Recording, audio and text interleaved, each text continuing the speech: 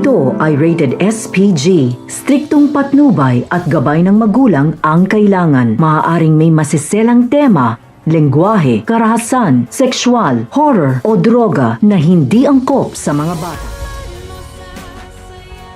Mabubuking ni Annalyn ang sekretong ugnayan ng mag-inang Moira at Zoe dahil nakuha nito ang numero ni Moira sa staff ng hotel na tinutuluyan ni Zoe.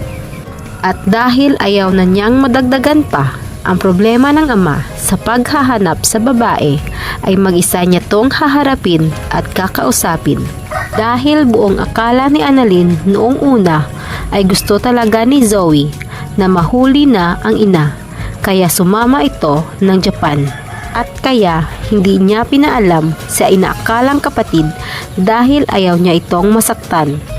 At nagbabakasakali na madaan niya sa pakiusap si Moira para sumuko at para matahimik na rin ang buhay ni Zoe. Ngunit laking gulat niya nang makitang magkasama ang mag-ina at mahigpit na nagyayakapan. Dahil iyon din pala ang araw na aalis na ng Japan si Moira, na iba na ang pagkatao.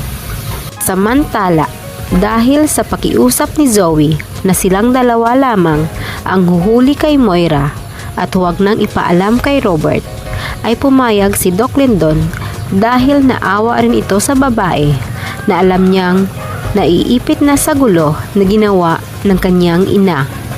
At dahil dito ay pinagplanuhan nila ni Zoe kung paano mahuhuli si Moira na hindi nito mahahalata at makatakas pamuli.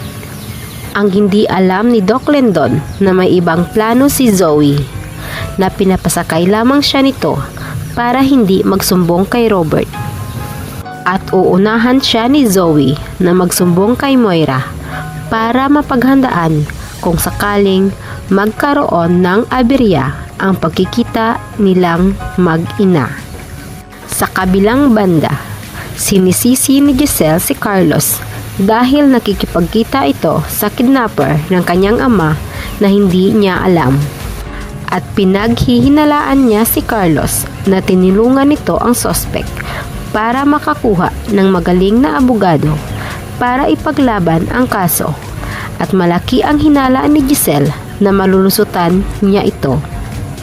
Na ibig sabihin lamang nito ay hindi nila mabibigyan ng hustisya ang nangyaring masama kay Don Pepe.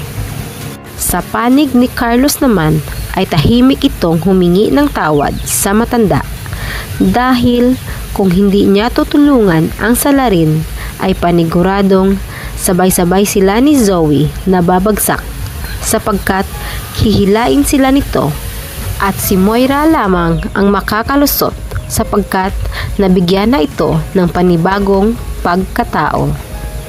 At sa huling pagkakataon ay humingi si Zoe kay Moira na magkita muna sila bago ito umalis.